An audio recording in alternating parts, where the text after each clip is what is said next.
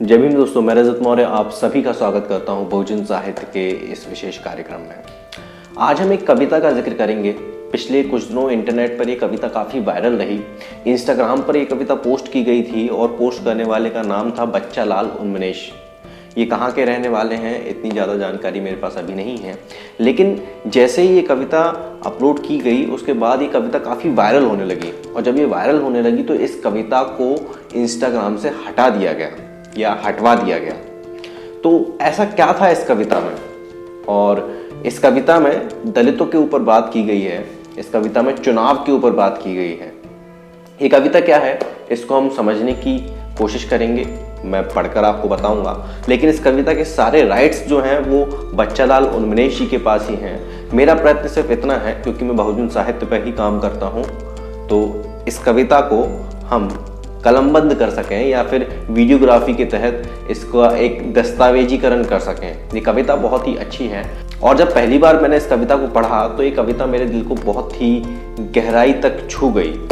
अगर आप लोग इस चैनल को नए हैं तो चैनल को सब्सक्राइब कर लीजिए, पुराने वीडियोस भी जाकर देखिए, वो भी काफ़ी इन्फॉर्मेटिव, वो काफ़ी ज़रूरी वीडियोस हैं। अगर आप लोग चाहते हैं बहुजन साहित्य लगातार इसी तरीके से अपना काम करता रहे तो आप बहुजन साहित्य की आर्थिक मदद करें। ये कविता क्या है?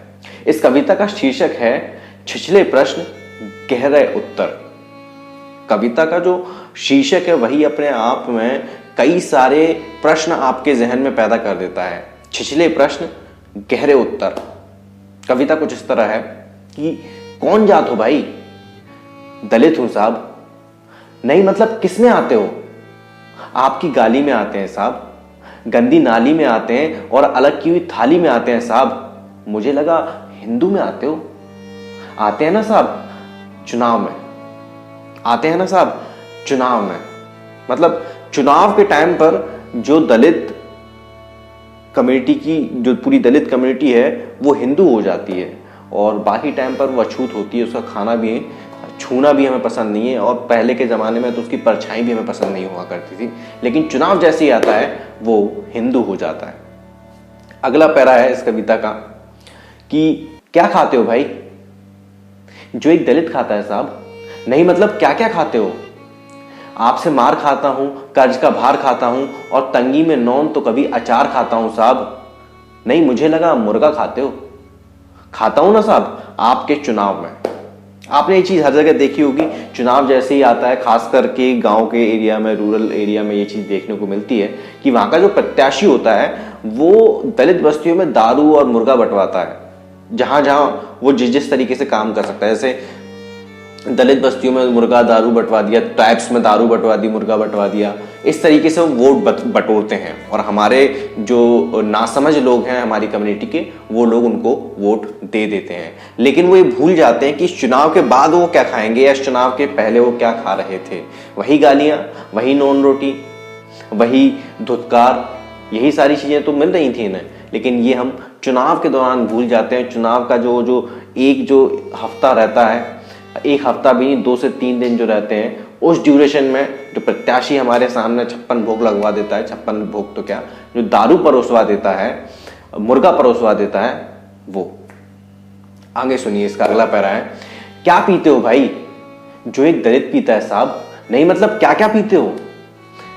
छुआछूत का घम, टूटे अरमानों का दम और नंगी आंखों से देखा गया सारा भरम साहब। मुझे लगा शराब पीते हो, जिसका जिक्र अभी मैंने पहले किया था।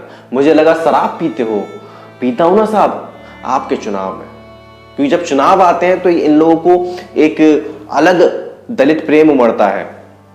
वैसे दलित कहाँ है? दलित के बस्ती में हैंडपंप है, रोड है, वहां पर स्कूल है, प्राथमिक चिकित्सालय है, आंगनबाड़ी है। और अगर ये सारी चीजें हैं भी तो उनकी क्या दशा है? गंदगी में रह रहे हैं, खाने को है नहीं है, पढ़ाई के लिए कोई संसाधन है नहीं है। इस बात से कोई मतलब किसी को नहीं होता।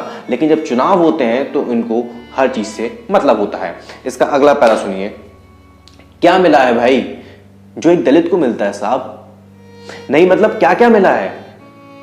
जिल्लत भरी जिंदगी, आपकी छोड़ी हुई गंदगी और 30 पर भी आप जैसे परजीवियों की बंदगी साहब। मुझे लगा वादे मिले हैं। मिलते हैं ना साहब आपके चुनाव में, क्योंकि चुनाव में ही वादे मिलते हैं और वादे पूरे होते हैं कि नहीं होते ये तो आप सभी को पता है। सब समझदार लोग हैं, इतनी समझ तो है, लेकिन क्या होता है ये हम सभी को पता है। इसका अगला पैरा है, क्या किया है भाई साहब जो एक दलित करता है, नहीं मतलब क्या क्या किया है। 100 दिन तालाब में काम किया, पसीने से तर सुबह को शाम किया और आते जाते ठाकुरों को सलाम किया साहब। मुझे लगा कोई बड़ा काम किया है ना साहब, आपके चुनाव में प्रचार किया है। हाँ, क्योंकि हमारे जो लोग हैं, जो दलित कम्युनिटी है या ओबीसी कम्युनिटी है या ट्राइब है, ये सब लोग फुट सोल्जर ही हैं। इनके हाथ में सत्ता नहीं आती कभी, लेकिन ये सत्ता दिलाने वाले हैं। सत्ता से इन द सेंस चुनाव में प्रचार करने वाले यही लोग हैं। या तो ये दिहाड़ी पे जाते हैं या फिर भक्ति में जाते हैं, लेकिन होते यही लोग। तो इतना सरल शब्दों में, सरल भाषा में इतना गहरा विमर्श बच्चालाल उन्मेष जी ने हम सबके सामने रखा, और इसको कई सारे लोगों ने इस कविता को बहुत प्यार दिया, बहुत वायरल हुई, इतनी वायरल हुई कि सत्ताधीशों में जो सत्ताधीश हैं उन लोगों को ये कविता इंस्टाग्राम से हटवानी पड़ी। तो आप समझ सकते हैं कि इस कविता के अंदर कितनी गहरी बात है।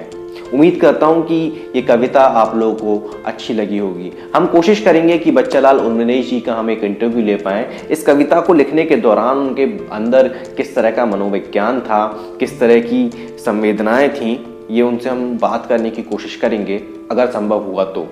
उम्मीद करता हूं कि इस वीडियो से कुछ ना कुछ सीखने को, समझने को आप लोगों को जरूर मिला होगा। मैं रिजत मौर्य मिलता हूं आपसे अगले वीडियो में फिर किसी किताब के साथ। तब तक अपना और अपनों का ध्यान रखें, पढ़ने की आदत को विकसित करें, क्योंकि पढ़ेगा इंडिया तभी तो बढ़ेगा इंडिया। जय भीम, जय भारत, जय संविधान, जय जोहार।